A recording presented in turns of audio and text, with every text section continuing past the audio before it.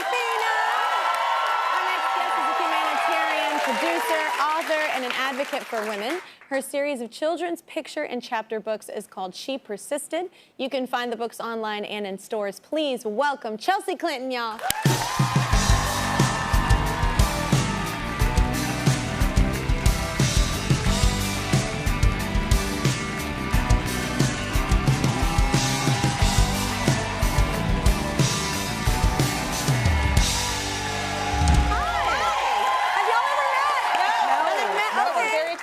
Kung Fu Panda 4. Oh, thank you. Oh my God, so are my kids. Oh my gosh, my kids are so excited. I mean, to the point where last weekend they're like, Mom, do you know what happens next weekend? And I was like, no, I don't. And they're like, wow. Kung Fu Panda 4 comes out. My son is 7 and just told me that. I'm like, how do you know this? There you go. Speaking of kiddos, how is your family? Oh, they're so good. Yeah. Thank you. Three little ones at home. Yeah. 9, 7, and 4. Yeah, that's a lot. Are your kids musical at all? I hear they are. So musical. Yeah. Like, my husband and I don't really know where this came from. I mean, my dad's really musical. Like, he sang in the church choir when I was growing up, played saxophone. And like, I stumbled my way through piano and was the kid in the church choir who were there like, you know, we really appreciate Chelsea. She always comes on time. Yeah. Making a joyful noise. Her robes are always very nicely pressed. Oh, no. Yeah, no, I can't carry a tune. But our children sing all the time. Yeah. My daughter plays the violin. My middle son plays the piano. My little one is like an aspiring guitarist. Oh, no. Oh, yeah. Aspiring means just not quite there yet. Like, so loud. Yeah.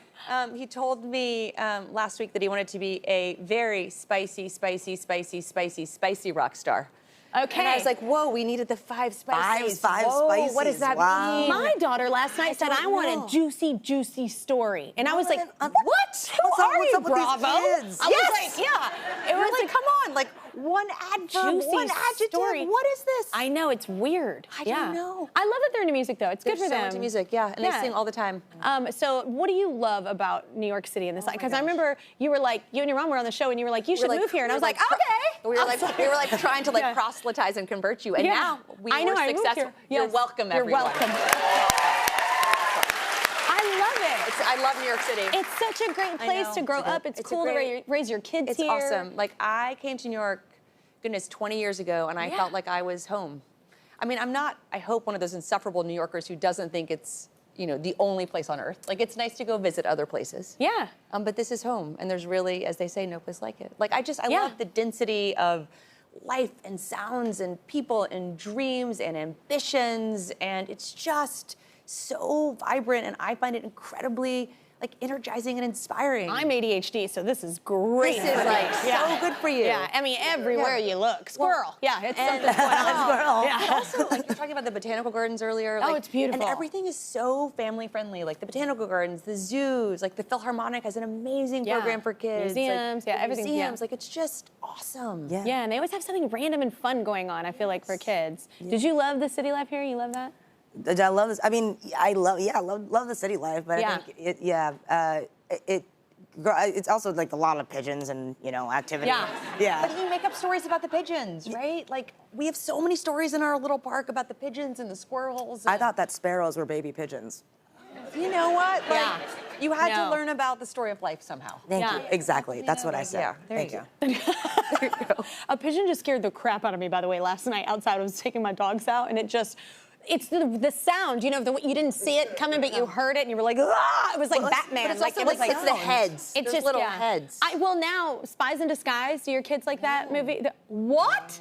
Oh. I know. All right, educate me. You get on it. Educate Spies in Disguise, I think that's what it's called. The pigeon movie that turned Will Smith. Wait, and it's about pigeons? He's like no, it's about a secret agent. My son is obsessed with Spies in Disguise, another animated film that is This has already been very successful for me as a parent. Like, I got to meet Kung Fu Panda 4. We're just getting tips on things to do with our kids. My children are gonna be like, what did you do today, Mom? I'm like, wow. Well, I have to say this, so you're a city person, you love the city, but I heard that you actually worked on a cattle ranch, which I find so random. I would not have guessed. So you ended up on this cattle ranch. So we're at a cattle ranch in Montana. Yeah. Oh, in Montana. In Montana. Yes. I worked on a Black Angus seed stock ranch. Yeah. As a cowgirl, like worked like before dawn. That's a hard life. It was a really hard life. Yeah. I learned how to drive a stick shift and like how to build a fence and how to give a cow a shot and how to stay on a horse for 13 hours a day. And there was amazing camaraderie, and it was such a magical, wonderful experience. Made all the more so because at the time I was a vegetarian. So it was, you know, there was all sorts of stuff I was navigating. So a lot of things happening there if you're a vegetarian. You're like, it was really, really beautiful. Yeah, I love it there. That's my like happy Big sky place. country. Yeah. Yeah. It's so great. Have you been to Montana? No, I know. You gotta go. Yeah, It's I'm like really a beautiful. total city. All the things at 13 hours on a that's crazy. You're like even a horse. But I'm just showing you were behind a dragon in a parade, like kind of similar, sort of. Maybe not really. No, Have you ever ridden a horse? Have you ever? I have ridden a horse for a roll. and a camel. Oh, I did know that actually. And Yes. a camel, and the camels have like personality. Anyway, yeah. Yeah. But you stayed on. I managed to stay to. I stayed on. Awkwafina's movie Kung Fu Panda 4 is in theaters, and Chelsea's series of children's books is called She Persisted, and they are in stores right now. So this series evolved from picture books to chapter books. Yes. Yeah. Did you always plan on that? No, but the response from parents and teachers, but most of all kids, was so powerful. And so often we were hearing on the book tours for the picture books, like, well, where can I go to learn more about these women? Like, if I have more questions, if I want to know more about their lives. And so finally we felt like, well, we should answer those questions, and we should have chapter books. And by the end of this year, we're going to have 35. Wow. Which we're really proud and excited about, and all written by different women, authors, They're trying. illustrators. I want to clap. So grateful that you have the one out here about the extraordinary Opal Lee, who just is such a story in persistence, literally. I mean, she worked on making Juneteenth a national holiday for more than 4 decades. Oh my God. Yeah. What?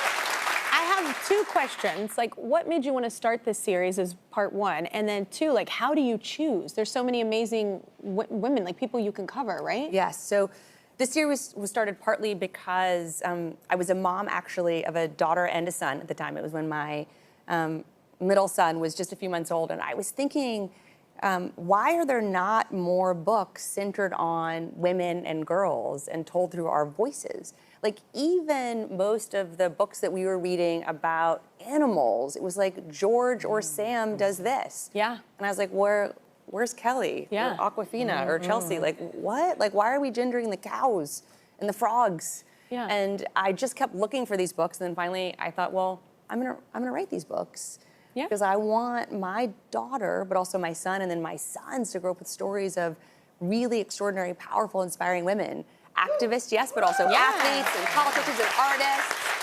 And then thankfully, we've had the chance to bring all these chapter books into the world. I know. So how do you pick? That's got to be hard to narrow it down. Yes, it is hard, particularly now that my children have opinions. Right? You know, if like you do a good enough job, they start to have opinions. I hope they like Kung Fu Panda. I mean, there you go. Like, She Persisted, Kung Fu Panda. I, am so lucky to work with an extraordinary team at Penguin. My editor, our illustrator, our graphic designer, and now what we call like the kind of persisterhood, all of the women who've written chapter books. And so it's just an ongoing conversation around who we really want to tell the stories of, that we think young readers, girls and boys alike, should have access to and should get to know about, and should then hopefully have as catalysts for what they want to do, what they think they can do, even if sometimes, like Opal Lee, it may take decades of work. Absolutely. Yeah. Well, Women's History Month, is right now. So I want to know, like, who are some women in your world that kind of inspired you to maybe do what you're doing, and also just inspired you as a human, just kind of molded you? I've been talking a lot. I mean, So many. Yeah, no, you ladies every day, I love Lucille Ball. Oh my God, me too. And Carol Burnett are my heroes, yeah.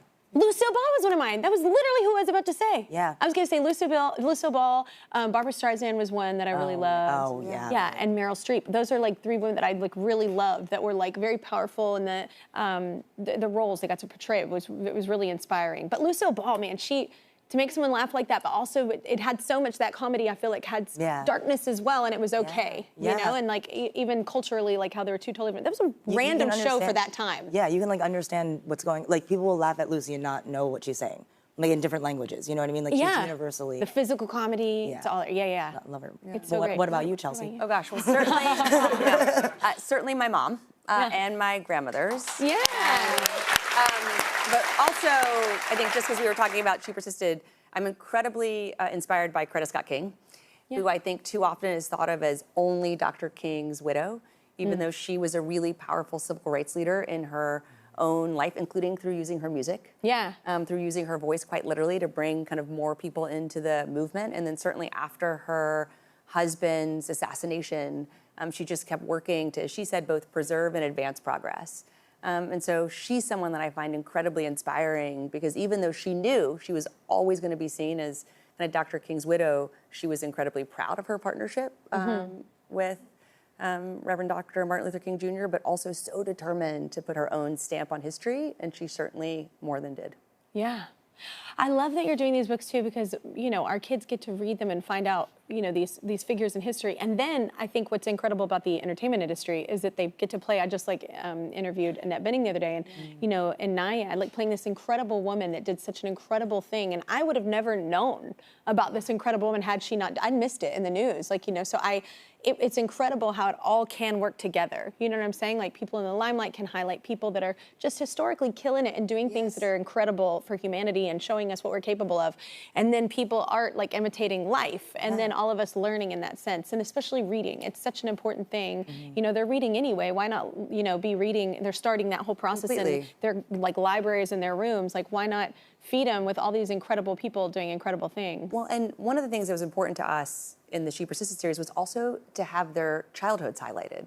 Yeah. Right? It wasn't just like that Opal Lee like became a person in the late 70s when she started working for Juneteenth at a federal level. Like things that happened to her in her childhood she'd had to overcome. She'd been a teacher, she'd been a maid, she'd been a volunteer, she'd worked at a food bank. Like she did all these different regular things. human with regular things. Totally. It's relatable. Context, who then like has now become a hero. I think that shows your kid too that you can accomplish that. Totally. Yeah, yeah, yeah. And life's not a straight line. Yeah. All right, let's do another break, y'all. You can find Chelsea's book series, She Persisted, in stores now. And everyone here is going home with a copy.